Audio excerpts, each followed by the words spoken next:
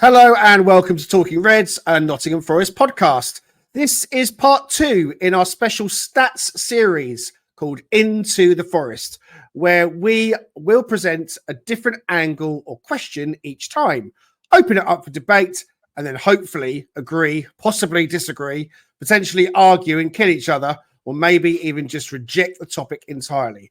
So there's 5 episodes in total where each of us take it in turns to present an idea or question to the panel before opening it up for debate. So let's introduce the panel. First up, Richard Spray. And Danscape. And Raph. And Paul Morley. And of course, you know me, guys, I'm Greg Oram. So each speaker is going to have some time to deliver their presentation. The rest of us will be able to chip in thereafter and ask questions and get down to the nitty gritty of it all. We're aiming to keep this episode as short as we possibly can. So strap yourselves in and join us on this episode. As without further ado, we're going to introduce Danscape.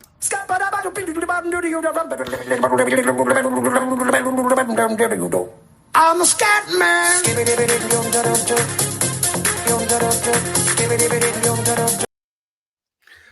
Over to you, mate.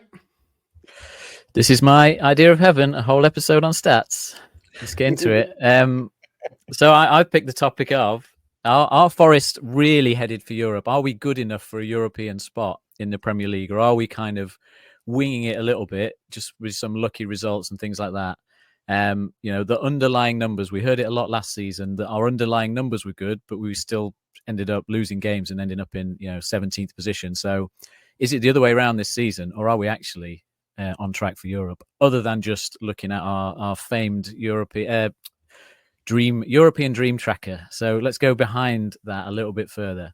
So if you flip to the first slide. So what I've done is I've analysed the teams that have finished 5th to 7th over the last 6 seasons in the Premier League. So ignore the top 4 because, we can't realistically compete with those guys, I don't think.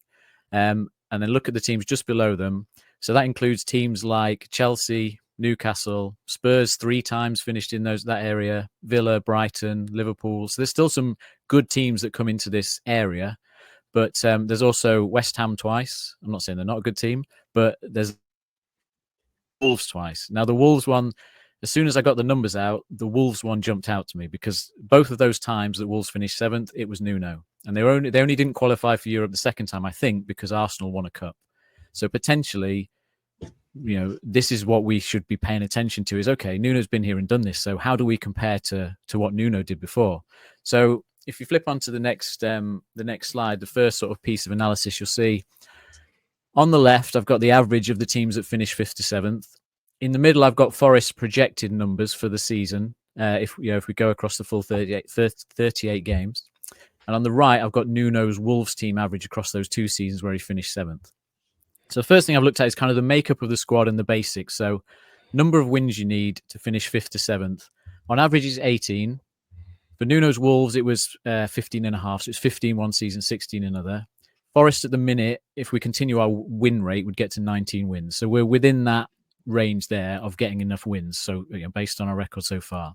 Same with defeats in that, we're on course to only have 10 defeats this season, which sits right within or below the 12 defeats average that qualifies you in 5th or 7th position. Where it gets a bit more interesting in the specifics of the squad. So the number of players used in the season, typically for a 5th to 7th place team, is 27. At the minute, Forest have used 23 so far, but Nuno did it in both of his seasons with 21 players. Now, keep in mind, what we'll come back to later, is that in his second season, he was competing in Europe as well as finishing 7th in the Premier League with just 21 players. So that, for me, stood out big time because we're never going to, and it comes on to transfers in January and all that, we're operating how Nuno operates, not how everybody else that finishes 5th to 7th operates. So then go on to average age, which is nothing really notable. Sorry, still on that slide. So it's nothing really notable on average age. Subs used is interesting because we're currently projected to use 180 substitutes throughout the season. When Nuno was at Wolves, he only used 103 on average in each of those seasons. So it's nearly double. He's changed his approach from Wolves to us big time in this instance, to nearly double the number of subs he's making now. We can all speculate on why that is after I've finished presenting, I guess. And minutes per sub is kind of similar across. There's nothing too much there. So the next slide is going on to our defensive record compared to these teams. Now, in my head, I'm thinking this is where we're really strong this season. Our defense is really strong, and this is what we're doing well. And to some extent, it is. But actually, our defensive record probably isn't as good as Wolves was under Nuno.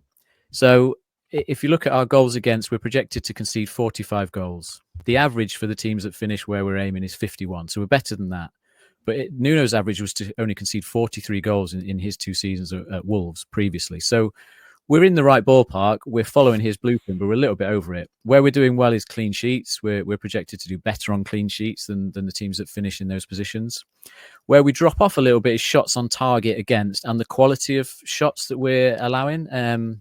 So shots on target against, we're projected to allow like 150 by the end of the season, which again is below the average for other teams in that position, but it's above what Nuno managed to get out of his Wolves team in the past.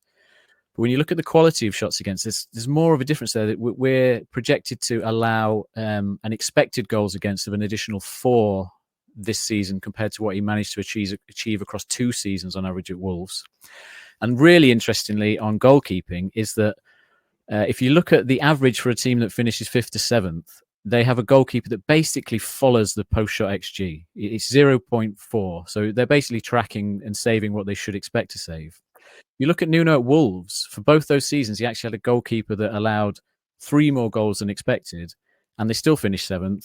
And and presumably Nuno was still happy with him, Nuno being a goalkeeper himself, all that sort of stuff. If you look at ours at the minute, it's projected that we would concede 4 goals more than expected. So if you were looking at the average for other teams, you'd be worried about that. But if you're looking at the average for Nuno's team, he still achieved a very good defensive record without necessarily following that stat of matching the post-shot XG for the goalkeeper.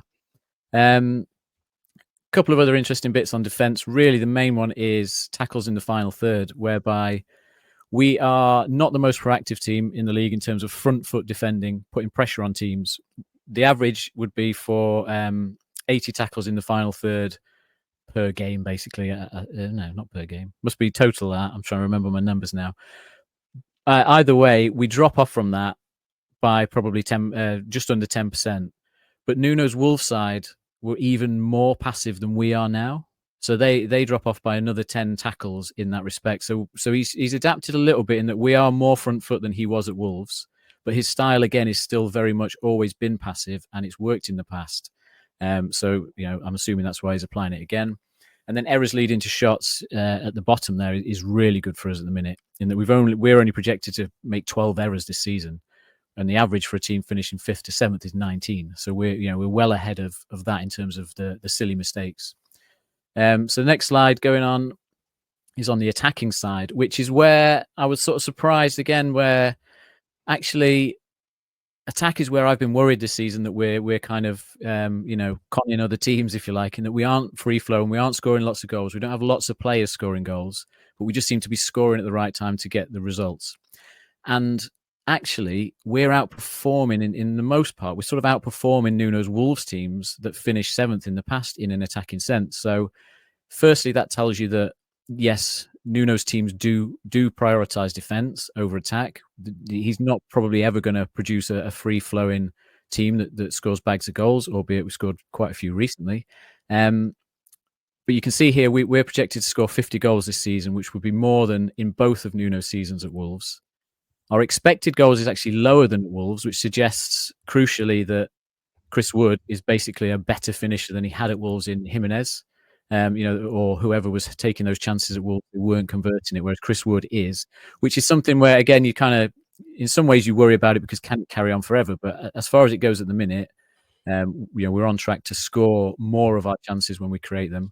And that comes across in the non-penalty XG per shots again. And then the only other one I highlighted on the attacking stats specifically to talk about was crosses into the box, whereby there's just a sudden drop-off in the number of crosses for this Forest team, compared on average to other teams in 5th to 7th, but also compared to Nuno's Wolves. So we're projected to put like 52 crosses into the box all season, and Wolves is 78. So again, there's quite a drop off there, change in style for Nuno, whereby I think that means we're holding on to the ball more. We're not just hopefully hitting it into the box and seeing what happens. It's more a case of let's keep the ball and build something with purpose. So yeah, next slide should show the type of goals created and how we're creating goals. So, well, the first thing is offsides, which jumps out massively again. So the average team, 5th to 7th, have 70 offsides a season. We're on course to have 100, which is quite a lot. And Nuno Wolves only used to have 60 a season. Live pass goals, I think, is where my concern lies. So live pass goals, being, I suppose, your ideal goal, a nice passing move, pass the ball across, striker hits it and it goes in. We're projected to only have 45 goal contributing actions from open play in that respect. And the average team that finishes 5th to 7th has 80, so almost double of that. So that is one area I think we've got to improve in terms of creation from open play, because we're almost half of the other teams that we're going to be competing with in that position. And we are behind what Nuno managed at Wolves. But what we've flipped, or what Nuno's managed to flip with this team, is on the dead balls, whereby we're projected to get 12 dead ball goal contributions, and the average for teams finishing 5th to 7th is only 6. So we're going to be double them in terms of being able to get output from our set pieces, and also double what he managed at Wolves. And dribbling goals, again, it's sort of a surprise. We've not really had a goal so far this season where someone's took someone on, had a shot and scored it, or assisted someone else, which comes down to what is a dribble and what's not. Maybe there's probably examples we can think of where we have. So I'd be looking at, in January, I'd be thinking, right, we need a little bit more from open play, and we probably need a little bit more tricky winger style dribbling player to assist Chris Wood, as opposed to worrying about Chris Wood, who seems to be outperforming things. So yeah, next slide. Possession, just a very quick one on possession. We know we're a low possession team this season. I think we probably still sit somewhere bottom of the league for it. 41% possession we have. The average for a team in 5th to 7th is 53%. So you'd expect to have the majority of possession if you want to finish in those European spots there. But Nuno's Wolves team only ever had 48%, but it's still a drop off. So again, there's still a change in style from what Nuno managed at Wolves to here, whereby he's allowing the other team more possession and sitting us deeper at certain times of the game. So that was the main one on possession, just to flag up. And next slide, if I can remember what's on it. Oh yeah, I looked at the players and the goals, because again, coming back to the worry about, are we getting enough goals? Are there enough goals from other players in the team? So I went back and looked at the 2 Wolves teams that he had, and very similar in style, really. The striker got all the goals. Jimenez got 17 goals and 19 goals. Chris Wood's on track to probably get like 24 goals plus if his current record continues. So Chris Wood can fill that role. The other players behind, it's very much spread out. There isn't really another player that's contributing 10 plus goals. Jota, when he was at Wolves, contributed 7 and 9. Big Willy Bolly, got his 4 goals from centre back. Milenkovic is on course to get 4 goals from centre back. So those two are basically, the same in this hopeful replication of what he achieved at Wolves. And then you've got Hudson-Odoi, who's kind of a little bit mirroring what Traore did at Wolves with 4 or 5 goals. And then you can see that the other players are just chipping in with 2 or 3 goals, and we've got plenty of players who can do that. Elanga's got his first one. Anderson can get 3 or 4 goals. Jota can get a couple of goals. Sosa's already got 1, can get more. And obviously Yates, Aina, Murillo have already got 1. So I'm not, having reviewed all this, I'm not too worried about the whole question of where else are the goals going to come from. As long as we keep feeding the striker, Nuno's proved you can qualify for Europe. So final slide, I think, after this. It's just, have we underestimated Nuno, basically? Because when I started this, I was thinking, oh, right, we're sort of not going to be in the mix with these teams that finish 5th to 7th. There's going to be things that worry me out of this. And actually, the sort of exact opposite came out of it, where I was thinking, well, actually, when you look at these numbers and you see what Nuno's achieved before, and he's done it in a very specific style, we're basically copying that style, give or take a few variances that I've highlighted. Was this almost inevitable that we were going to be having this sort of season whereby we really are competing for a top half at least, if not a European spot? Because when you look at the list of players on that Wolves squad, there probably aren't many that you would swap for the players that we've got in our teams just on raw ability. So the difference is that Nuno's, and if you think of a lot of those Wolves players, there's not many that have gone on to another level higher. They've generally stayed at Wolves or gone to a lower level. So it was Nuno making something greater than the sum of the parts for that team, I think, that got them to 7th in a certain way, in a way that worked. And just some of his, some of the records, I thought, well, yeah, he got Wolves promoted with 99 points from the Championship. In the last 10 years, there's only 2 teams that have finished with more than 99 points. He finished 7th in the first Premier League season. No other teams finished higher or at 7th in the last 10 years. The closest was Sheffield United and Leeds finishing 9th. So that shows that his first season wasn't just, a bit of luck or fluke. He's outperformed any other team that's been promoted since or a couple of years before. And then he took Wolves to the quarterfinal of the Europa League while still finishing 7th in the Premier League, and with a squad of 21 players. And I just think, well, that is ideal for us. That is exactly what position we're going to be in. And when you think of all the glory a lot of other managers get in the Premier League, the likes of, Thomas Frank hasn't really achieved anything other than a ninth place finish. De Zerbi got into Europe, then had a terrible season in the league, and probably has more players and more funds available. I just think, actually, when you look back at it, we've got the right guy here.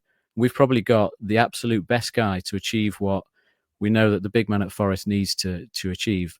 So, yeah, he's been there. He's done it. He's got all the postcards from his European trips. So is he now doing it again this season? That's my question is, does this give you more hope when you actually think about what he achieved at Wolves and the similar position we're in? Was it almost inevitable that this sort of season was going to happen? Dan, thank you so much. That was absolutely fantastic. Really, really good stuff. I want to come to you, Richard, first and ask you to maybe give some thoughts on what you've just seen. Yeah, I mean, it's very promising. Obviously, it gives us a lot of positive, positivity around what we've already been witnessing. And I think you just solidified some existing thoughts around Nuno, which is great. I did have a couple of thoughts. Firstly, on the idea of the number of subs in relation to the number of players used. I think I would imagine, correct me if I'm wrong, just based off of the fact that we got some limitations in midfield depth, he's probably having to use the same players and sort of rotate them in and out of the starting lineup and then bringing them in at certain intervals, right? We've talked about Morata. We've talked about sort of like the groupings of things. I mean, would you say that's the case? I mean, he's having to bring on 5 at a time, potentially, just to spell some guys because he is limited in terms of the number of players he has, especially in that midfield. And then yet, wants to retain some level of sort of structure and or situational sort of tactics to try to counteract whatever's going on, and depending on where we're at in the match, if we're ahead, behind, etc. So I'm just curious what your thoughts are on that. The other question I had real quick was on the errors leading to goals. I think it was right. Is there a certain? Is there a specific sort of formulary behind that in terms of what they define as an error? Because I'm curious to know what that means. I mean, it's great that it's low, right? Lower than what we've seen in the past, but I was just curious if you could explain that piece too. I don't know what the criteria is. I can think of one example, well, 2 examples. I think there was 2 examples in that Liverpool away game. I think when Yates tried to shield the ball out and Diaz got in, that's counted as one. I think Aina tried to do something similar on the box where he tried to dribble away and got dispossessed. So I think it's when the opposition player dispossesses them and it leads straight to a shot, straight away, if you like. I think it's that basically. It's when it leads to a shot. Yeah, but it's like straight away. So if it's further up the pitch and then there's a few touches, I don't think it obviously counts. It's in and around your box mainly. And on the subs, I think it's because Nuno's changed his plan, because obviously at Wolves he used to start with that back 3 and play throughout, didn't he? Whereas now he seems to have adopted this strategy that the back 3 is how we see out games. And I think that's obviously going to add at least probably 2 subs a game to his plan, which is probably what doubles the number over the course of the season, really. So it's probably the fact that he's always going to bring on that centre-back and then he's going to swap a wing-back at the same time or a midfielder to adapt to it. So I think it's probably that. I think he's obviously, we can see he's evolved his formation. His preferred formation has gone from that back 3 at Wolves to a back 4. He's rigid with it. He's only ever used, I think I can't remember on that graph I shared the other day, like 3 different formations or in the entire time at Forest. It's always been the 4-2-3-1. But then he's obviously come up with the plan that, well, I still need a little bit of my, special defensive sauce from Wolves. So I'm going to pull that in from like 70 minutes on. And that's probably why the subs go up. I was going to... Oh, go ahead. Sorry. Go ahead, Craig. No, I was going to quickly say on the amount of subs now allowed When Wolves, yeah, it might make a when he was at Wolves, I Yeah, can't yeah. remember if it was up at 5. I don't think it was. So definitely was 3. Now you're allowed to have 5. Maybe that to me is a big part of how the game can change, and managers can now use that in their arsenal.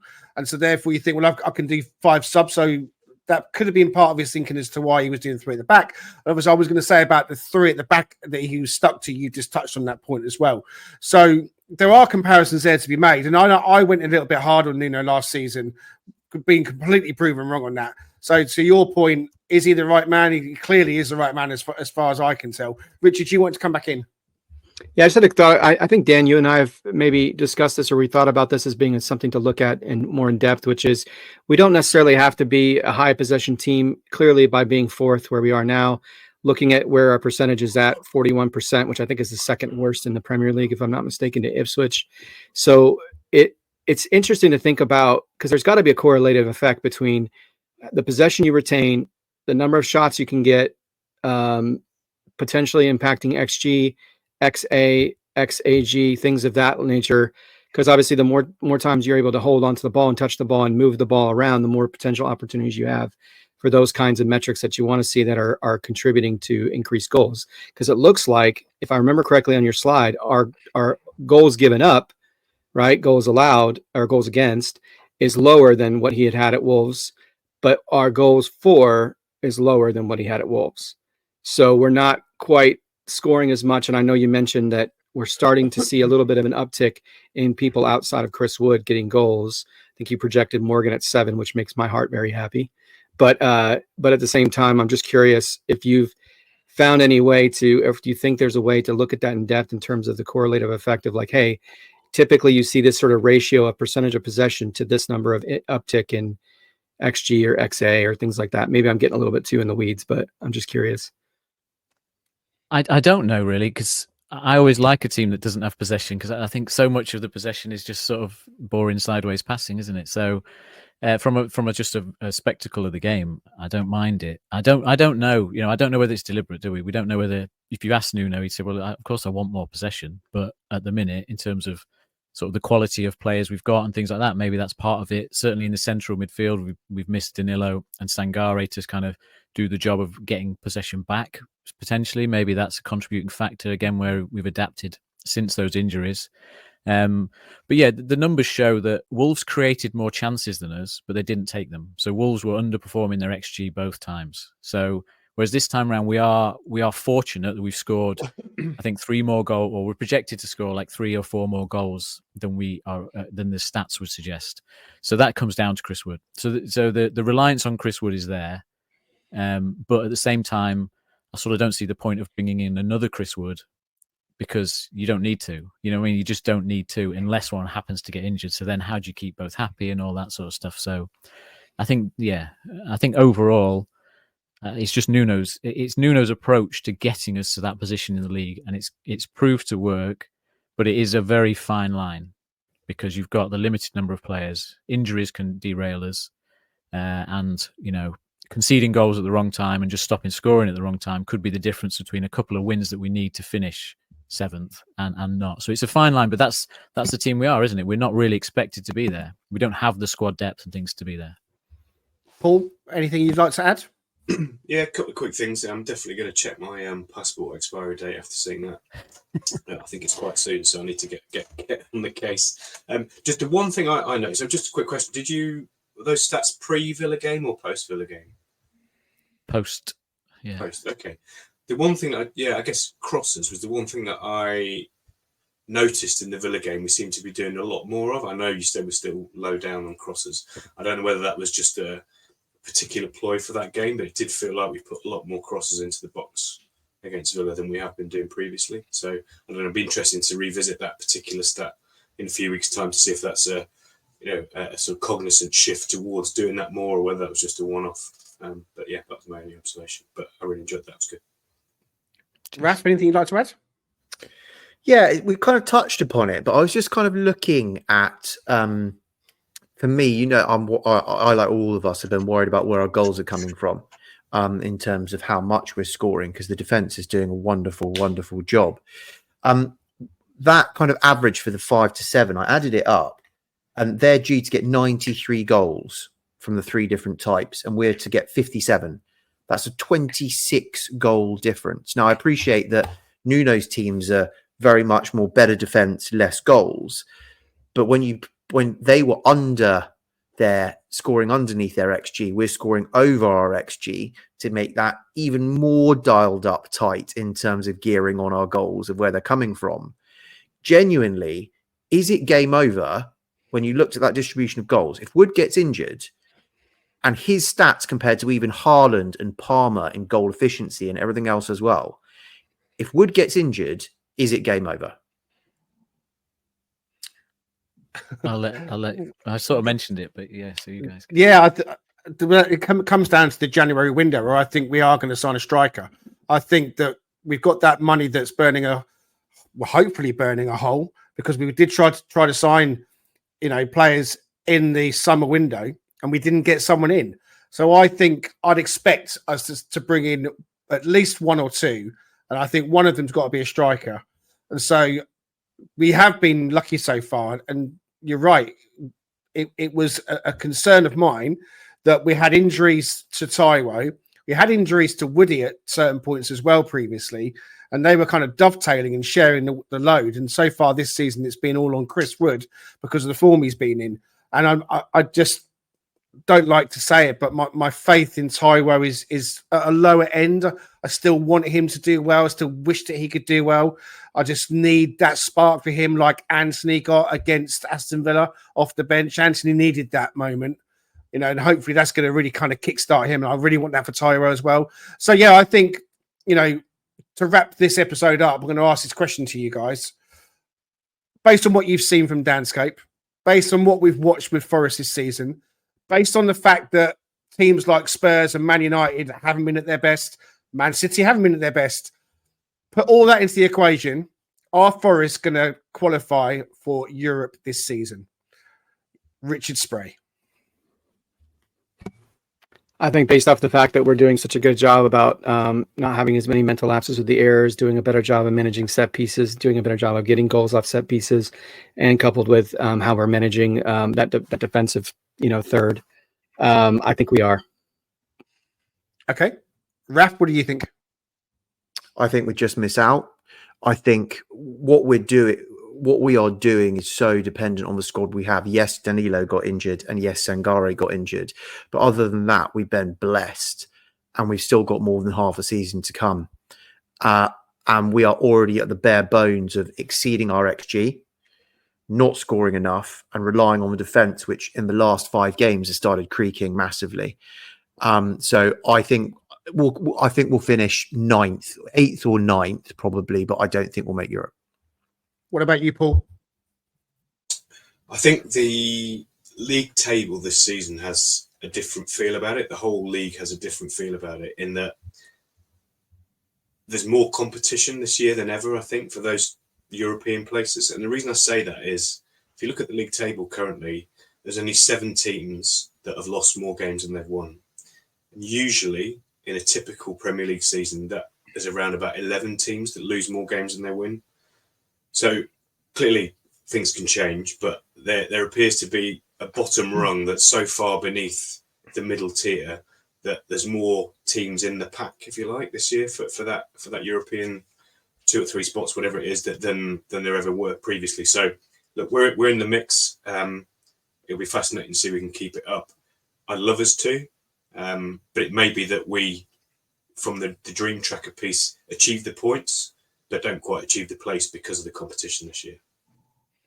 Okay, I'll quickly chip in and say that I think we will get a European spot, and I think it will be a conference place, just based on what I've seen, just based on it being one of those seasons. And you're right, Paul. Brentford, Bournemouth, Fulham, Brighton, they're all in the mix for that. Spurs as well. Man United, they're not far off. 3 points behind Villa, I think, at the moment. It's just one win. They just got a big win. So I think we might make it. I think we will make it, I'm going to say. And Dan, it was your presentation and it was a fantastic one. What do you think?